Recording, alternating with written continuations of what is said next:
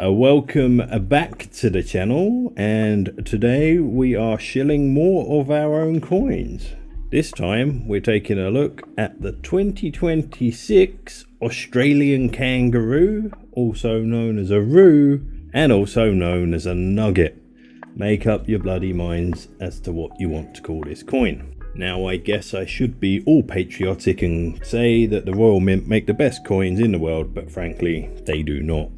I actually think the Perth Mint coins are far superior, and I would stack more of them if I could benefit from the capital gains tax stuff that we get from the British coins, if I should ever move back to the UK, that is. Planning for something that may never happen, or we hope that never happens. Singapore is my home as far as I'm concerned. That being said, in Singapore, Perth Mint coins are pretty popular from what I've seen, and for good reason. This specific coin is apparently their 40th anniversary. So this is not the 40th anniversary of the Kangaroo design that changes every year. It is the 40th anniversary of the Australian Nugget, which is what this coin used to be. It used to have a picture of a gold nugget on it before they changed it to the Kangaroo. And to be honest with you, I actually quite like the Kangaroo design and I prefer it. As you can tell from the video, I only have a quarter ounce of this particular coin because the gold prices have gone insane.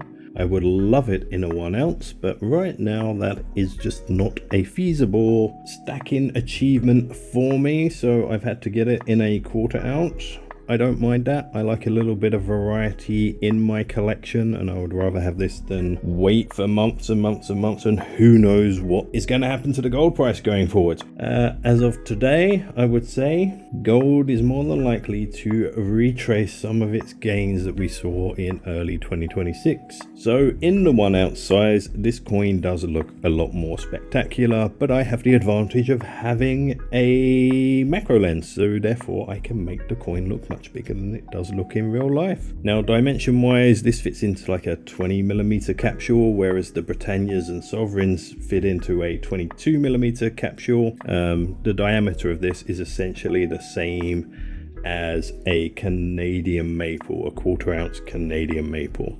Now, what I like about the Perth Mint coins versus the Royal Mint is just the way that the coins are struck. They almost look like they've been cast, and I don't mean that in a bad way. If you've ever been into any kind of automotive hobbies or, racing car parts, really good cast or forged parts look very similar to how parts of this coin look, and that matte against the glossy just looks proper, and like any good Australian, it just feels like a more rugged coin versus the British version, which seems quite delicate and almost like it can be scratched to buggery if you remove it from a plastic capsule.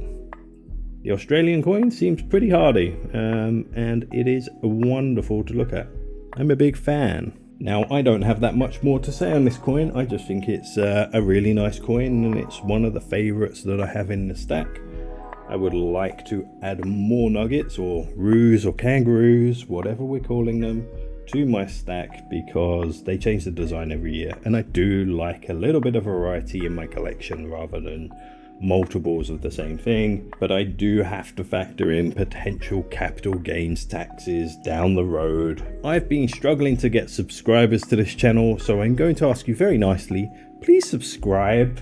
Maybe like the video or leave a comment, even just tell me that I sound like a rambling idiot, and it will do me a huge favor with the YouTube algorithm. If you've got this far in the video, please accept my thanks. I appreciate you listening to my rambling on my little corner of the internet. Anyway, I'm starting to ramble once more. So thank you very much, and I will bid you farewell. Bye bye.